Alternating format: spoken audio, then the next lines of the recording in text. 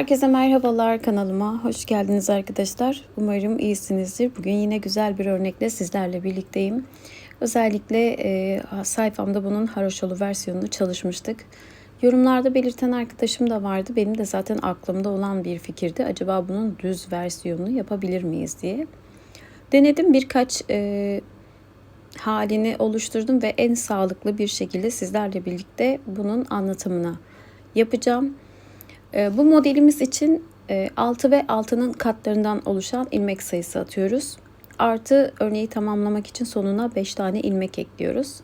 Daha sonra da kenar ilmeklerimizi ekliyoruz arkadaşlar. Ben de sizlerle birlikte 3 desen çalışması yapacağım. O yüzden toplam 25 tane ilmek atıyorum şişime. Altına haroşadan lastik yapabilirsiniz ve daha sonra haroşanın üzerine örneğimizi kurmaya başlayacağız. Ben de arkada böyle 2 diş haroşa boyumu ördüm. Bunun üzerine ön yüzdeyiz ve şu an lastik ördüğümüz rengimizle devam edeceğiz birinci kurulum sırasında. O yüzden rengim yeşil. Onunla birlikte birinci sıramızı kurmaya başlıyoruz. Kenar ilmeğimizden sonra 5 adet ilmeğimizi ters örgü yani haroşa örgü olarak örüyorum.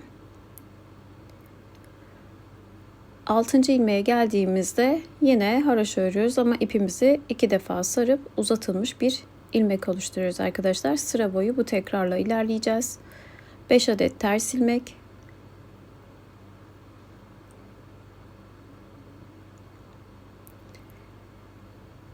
Altıncı ilmeğe geldiğimizde ipimizi 2 defa şişimize sarıp uzatılmış bir ilmek alacağız.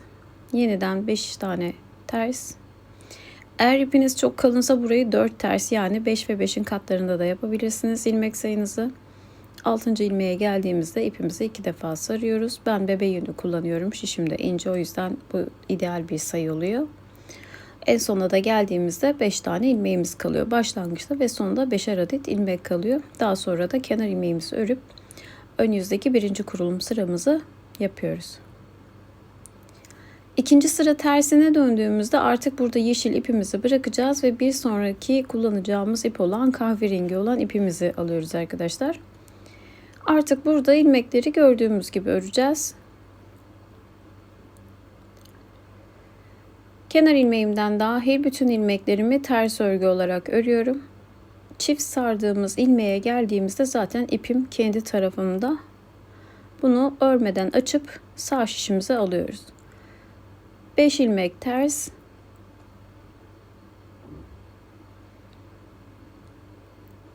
İlmeği örmeden sağ şişimize alıyoruz. İpimiz kendi tarafımızda kalıyor. Tekrar 5 ilmek ters. Örmeden aldım ve yine sonda 5 tane ters ilmeğimizi örüyorum. Yanında da kenar ilmeğim var. Onu da ördüm. Sıramı tamamladım.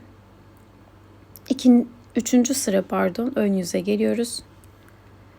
Burada da ilmekleri düz örgü örüyoruz. Normaldeki örneğimizde burası artık haroşa örgüydü. Bu versiyonda düz örgüsünü çalışıyoruz. Üçüncü sırada ön yüze tüm ilmekleri baştan sona düz olarak örüyoruz. Örmeden aldığımız ilmeği burada da ipimiz arka tarafta olacak şekilde örmeden sağ şişimize alıyoruz.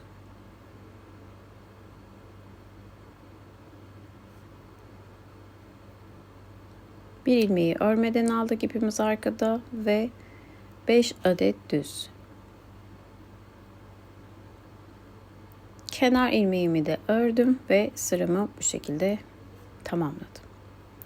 Dördüncü sıra tersine geldiğimizde yine aynı rengimizle devam ediyoruz. Ve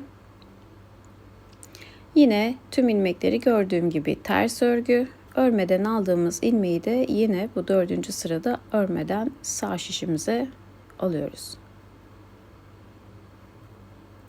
5 ilmek ters. Sıradaki ilmeği örmeden sağ şişime alıyorum. 5 ilmek ters.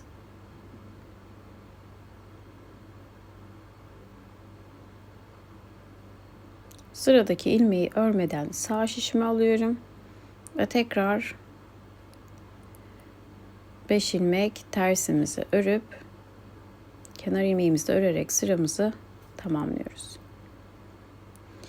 Ve 4 sırayı tamamladıktan sonra ön yüze geldiğimizde şu an modelimizin birinci sırasını yine kahverengi olan ipimizle tekrar ediyoruz arkadaşlar. Birinci sıramızdayız ve ön yüzdeyiz. Tüm ilmekleri düz örüyorum. Uzatılmış ilmeğe geldiğimizde ipimizi 2 defa sarıp yeniden örüyoruz. Yine 5 ilmek düz.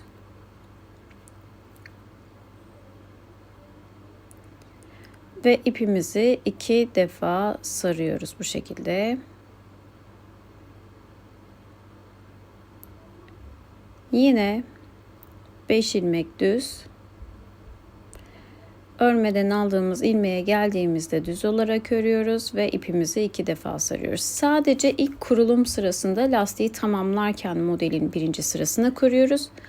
Bir dahaki sıra başlangıçlarında bu şekilde düz örgü ile devam ediyoruz arkadaşlar.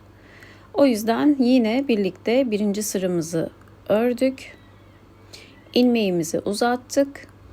Ve ikinci sıraya geldiğimizde yeniden yeni rengimize geçiyoruz. Burada yeşil rengimize taktım.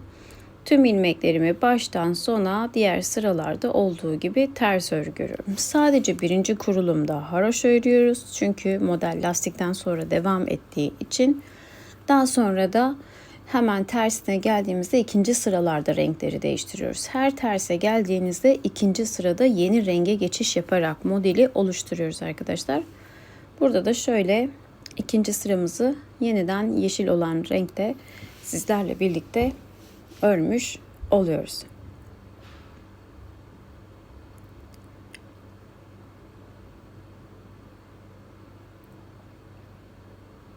Kenar ilmeğimi de ördüm. Şöyle bir görüntümüzü görelim. Evet, bakın modelimiz tamamlanmış oldu. İlk sıra lastikten sonra devam ettiği için haroşa ile ördük. Diğer sıralar artık sadece düz örgü örerek devam ediyoruz ve bu şekilde örgü modelimizi istediğimiz kadar büyütüyoruz. Dediğim gibi en az 2 renk ama dilerseniz benim gibi 4 renkte de çalışabilirsiniz arkadaşlar. Kenarları temiz oluyor. Ana renginiz eğer bu şekilde lastiği devam ettirecek olursanız ön patta kullandığımız rengi solda koparıyoruz, onu söyleyeyim. O rengi kullanırken geçiş yapmak için sola takıyoruz ve soldan itibaren devam ediyoruz. Ya da ayrı bir ipiniz varsa oraya bir parça yarım yumak da koyabilirsiniz. Eğer ön patta kullandığınız rengi aralarda da benim gibi kullanacaksanız eğer.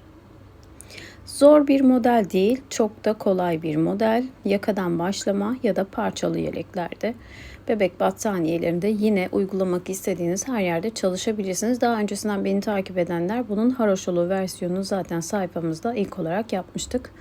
Bunu da yine ilk olarak sizlerle birlikte yaptık. Umarım sizler de beğenir ve uygularsınız. Bir sonraki örnek videomuza görüşmek üzere. Hoşça kalın.